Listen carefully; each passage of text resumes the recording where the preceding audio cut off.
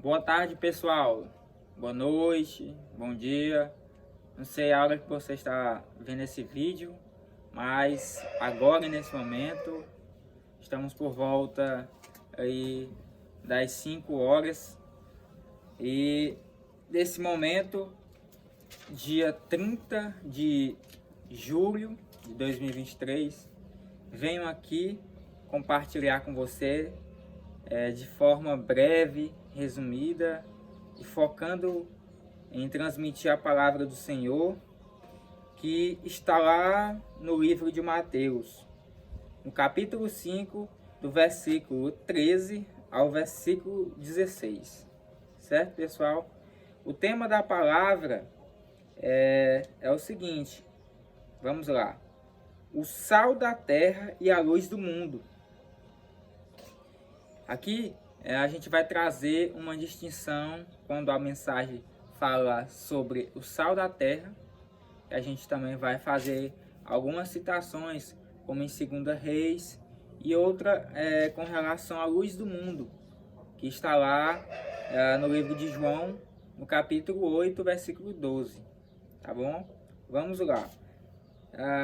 Versículo 13. Mateus capítulo 5, versículo 13. Vocês são o sal da terra, mas se os perder o seu sabor, como restaurá-lo? Só baixar aqui um pouco essa música.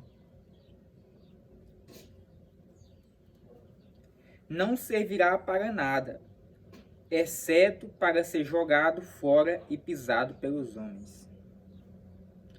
Bom, pessoal, a Bíblia está dizendo que as pessoas que falam de Cristo, elas são o sal da terra aqui, trazendo para as nossas vidas o Espírito Santo do Senhor.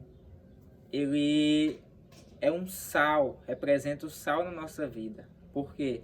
Porque o sal, ele dá gosto ao alimento, né? A comida, quando ela é feita sem sal, a gente não sente o sabor, a gente não acha gostosa aquela comida, porque acha ela insossa, acha ela sem sabor, né? Só o sabor da carne, não tem todo aquele tempero, né? Então o sal, ele é um tempero da carne, ele é o sabor da carne. E também Jesus, através do Espírito Santo, ele representa na nossa vida esse sal, esse tempero que dá sabor, dá ânimo, dá alegria à nossa vida, não é mesmo? Uma pessoa que não conhece Jesus, ela pode ter inúmeros motivos para ser feliz, mas há dentro dela um grande vazio, porque só o Senhor Jesus, ele pode nos completar de forma que a gente se sinta plenamente felizes, né? Porque a ausência de Jesus, ela traz um vazio muito grande, um vazio espiritual, de não ter um Deus justo e verdadeiro, uma ausência que mexe com os nossos sentimentos, que mexe com as nossas dificuldades, né? Com a nossa fé, com a nossa vontade de vencer as provações da vida, as dificuldades, não é mesmo?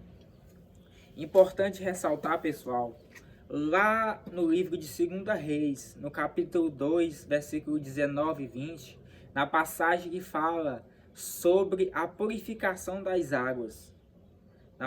Naquele momento, Eliseu, ele foi recebido pelo povo, o povo foi até ele trazer uma seguinte questão, dizendo que a cidade era bem localizada, mas as águas não eram puras, não eram saudáveis, as águas não eram boas.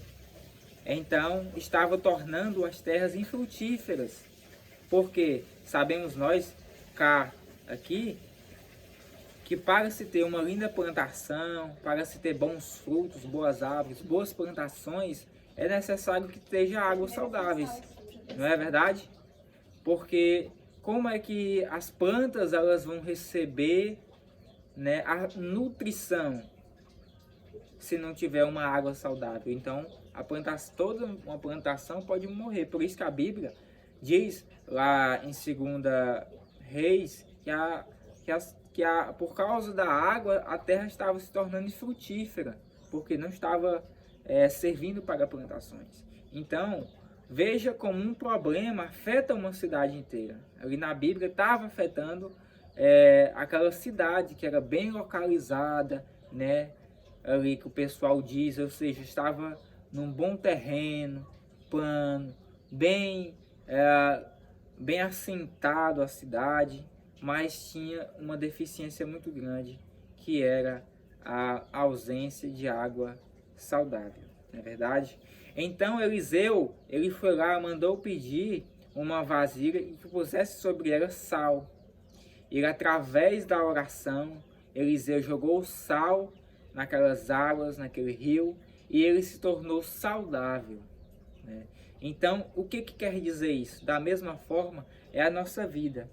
Quando a gente está em alguma situação, em algum momento, que está tendo alguma deficiência na nossa vida, deficiência que eu falo, de uma doença, um desânimo, uma dificuldade que venha a tornar um lado da nossa vida infrutífero, porque ao longo da vida a gente está sujeito a passar por momentos que as nossas qualidades, aquilo que a gente faz bem, de certo momento a gente já não começa a fazer mais tão bem.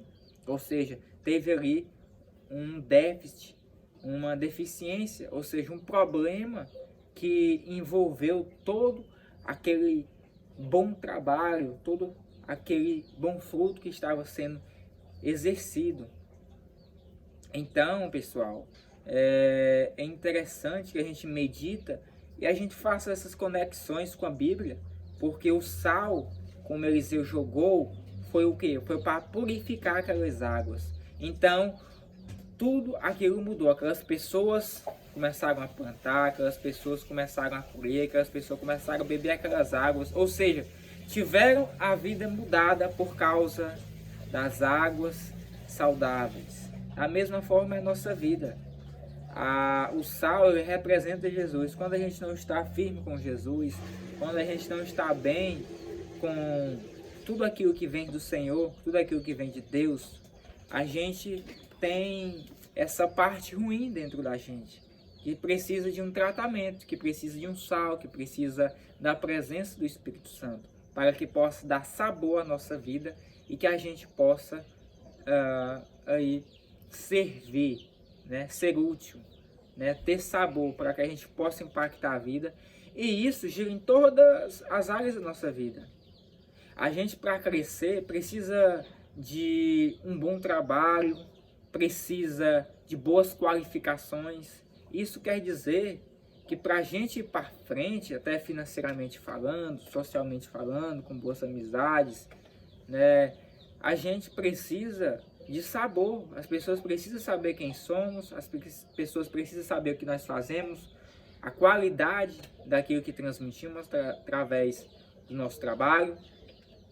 Então, há inúmeros benefícios a questão do sal, que representa Jesus nas nossas vidas, não é mesmo? Seguimos então, versículo 14. Vocês são a luz do mundo. Não se pode esconder uma cidade construída sobre um monte, e também ninguém acende uma candeia e a coloca debaixo de uma vasilha. Ao contrário, coloca-a no lugar apropriado e assim ilumina a todos os que estão na casa. Então, quando Jesus transforma a nossa vida, quando Ele faz milagres, faz obras, quando Ele nos usa, quando Ele faz algo grande na nossa vida, é impossível a gente poder esconder, não é mesmo? Exemplo eu dou de mim, quando Jesus ele me livrou da morte através de inúmeros acidentes. Vou dar um exemplo, acidente de trânsito, quando o carro capotou, quando eu estava na carroceria desse carro, né? Aquilo mudou a minha vida, porque ali eu poderia ter falecido e acabasse toda uma história. E Jesus foi lá e me livrou. Eu estava, de certa forma, procurando mais as coisas que estavam longe de Jesus do que as que estavam próximas. Então, de certa forma, eu senti que era Deus me livrando da morte. E não foi só uma vez. Teve dias que foram 2 livramentos. E posteriormente a isso, teve vários outros, né? Ainda mais tantos outros que Jesus faz na nossa vida e que a gente nem mesmo lembra, não é mesmo? Então, a Bíblia está dizendo que uma cidade ela não pode ser escondida atrás do monte. E também uma candeia, ela não pode ser posta debaixo de uma vasilha, porque vai perder a sua inutilidade, não vai conseguir iluminar, não é verdade? E a cidade também, ela não vai ser bem localizada, não vai ter uma certa boa localização, certo? Então, isso está diretamente relacionado à nossa vida. E como fala sobre luz, como o versículo 14 diz sobre luz, vocês são a luz do mundo, lá em João capítulo 8, versículo 12, Jesus fala que ele é a luz do mundo e que quem vai até ele se torna o quê? Uma pessoa iluminada, uma pessoa que está andando em bons caminhos. Lá diz, ó, eu sou a luz do mundo. Quem me segue nunca andará em trevas. Ou seja, como eu disse, não vai andar em bons caminhos, porque vai estar iluminado por Jesus Cristo, né? Nunca andará nas trevas, mas terá a luz da vida. Ou seja, ele é a luz que ilumina os nossos caminhos, os nossos propósitos, nos dá direção a respeito da vida, né? Ninguém consegue, pessoal, manter uma vida, como a gente sabe, impecavelmente perfeita. A gente erramos, a gente colhe aquilo que a gente planta, nós aprendemos com aquilo que a gente faz de errado, né? E muitas vezes a gente se sente perdido. E Jesus, ao dizer que ele é a luz do mundo, ele vem para nos acharmos.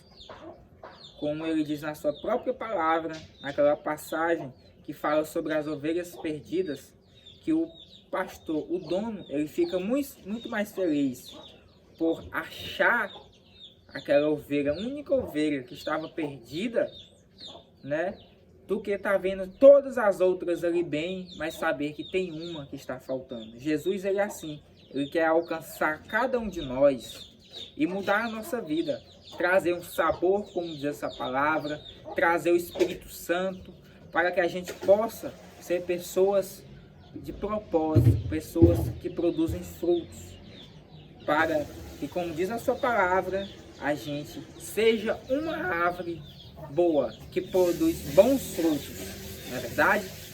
Pessoal, essa é a palavra, meditem sobre ela, guardem ela no seu coração, tá bom?